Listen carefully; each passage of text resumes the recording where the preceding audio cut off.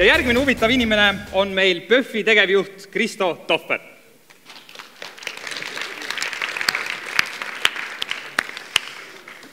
Palun. Nii, mõtlesin, et teeme seekord natukene teistmoodi. Kuna teil on võimalus sinna tooli mugavalt istuda, siis ma mõtlesin, ma ergutan teid ja ma küsin kohe esimesena, kas teil on küsimust Kristole? Nii, saal, kas teil on küsimus Kristole? Teate, et Kristo on PÖFFi tegevjuht. Nii, kohe tuleb sealt küsimus, väga hea.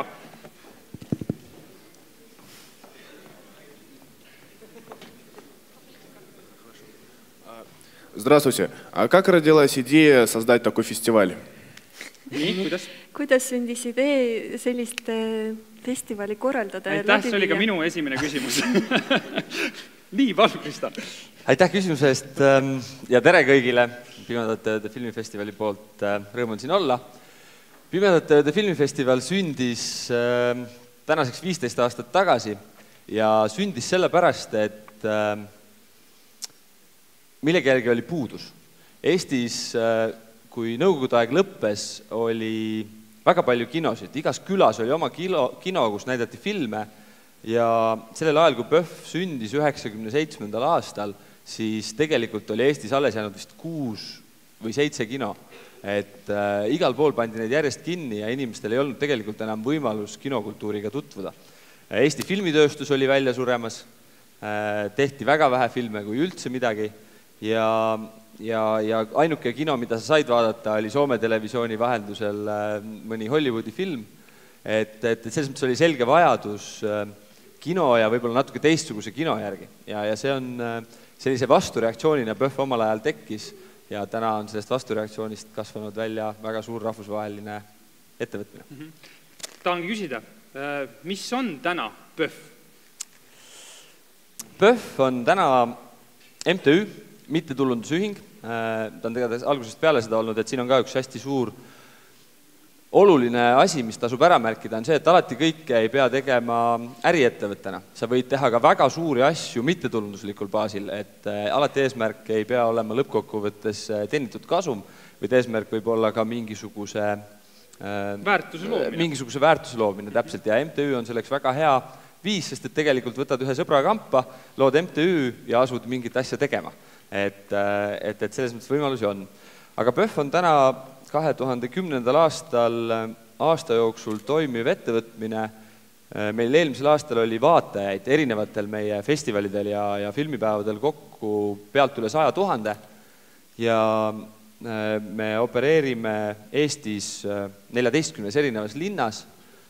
Meid külastab lisaks siis ütleme sellele 100 000 inimesele aasta jooksul kuskil 400 väliskülalist. Me näitame filme eelmine aasta, kui ma ei eksi, oli vist 72 riigist ja me tegeleme nii filmi tegemise koolitusega, et me õpetame noortele, kuidas filme teha, me õpetame noortele, kuidas filme vaadata, me müüme Eesti filmi tegelikult rahvusvahelisel areenil, aitame Eesti filmitööstust leida kontakte üle maailma ja muidugi kõige tähtsam näitame neid häid filme, mis me loodame, et inimestes kutsuvad esile mõtteid ja soove saada paremateks ja teha oma ettevõtmisi, on need siis ärid või mittetulundusühingud järgmise energia ja järgmise tasemega. Mul tekkis üks küsimus, et Endrum programm on suunatud noorte ettevõtlikkuse arendamisele. Mul tegelikult nagu huvitab see, et kuidas PÖFF võimaldab noortel oma ettevõtlikkuse üles näidata. Et kas sa oskad sellele küsimusele ka vastust anda? Ma loodan, et ma oskan, aga ma proovin. Et PÖFF ja tegelikult üldse kultuurivaldkond on selles mõttes hästi tänuväärne koht, kuhu ma arvan, et väga paljud noored võiksid esialgu oma pilgud suunata. Ja nimelt PÖFF ja väga mitmed teised kultuuriasutused kaasavad päris suurel hulgal vabatahtlikke. Ja vabatahtlike töö on muutunud aastalt üha vastutusrikkamaks. Et vabatahtlik ei ole ainult see inimene, kes ukse peal piletit kontrollib, vaid vabatahtliku alusel tehakse turundust, produktsiooni, kas või see sama treiler, mida te just praegu nägite, mis alustas selle aasta festivali igat filmi on tegelikult tehtud Tallinna või siis BFM-i, mis on siis Balti Filmi- ja Meediakool tudengite poolt, kes alguses tulid PÖFFi tiimi vabatahtlikena. Ja nüüd on nendest välja kasvanud selline tõeliselt professionaalne maailmatasemel tegelikult nagu lühifilmide tootja. Nad on loonud ka oma ettevõtte selleks. Aga esimest korda, kui nad PÖFFi treileri tegid nad seda ilma igasuguste vahendite ja täiesti vabatahtlikult. Ehk selline läbi PÖFFi on võimalik saada kogemust tulevaseks eluks ükskõik, mida te tegema tahate hakata.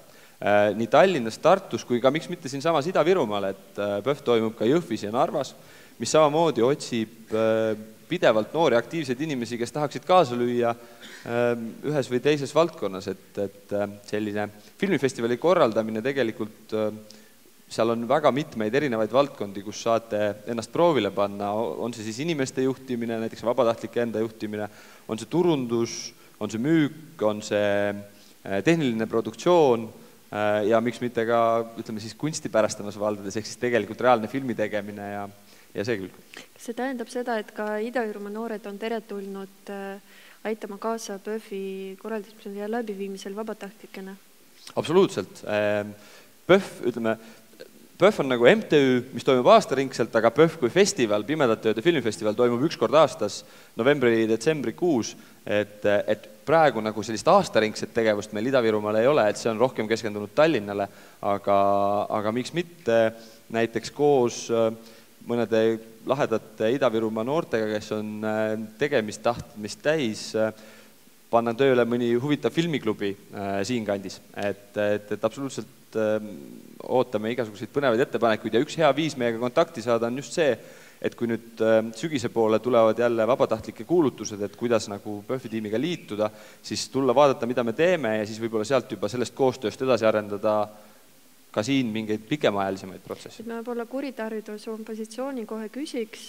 Tentrumis on 2 toredat projekti, MAJK ja filmiklubi, kes tegelevadki Ida-Virumaa tasemel, võime öelda oma PÖFFi korraldamisega, et kas PÖFF ei oleks nõus neid täitama ja mida võiks PÖFF pakkuda sellistele algatustele?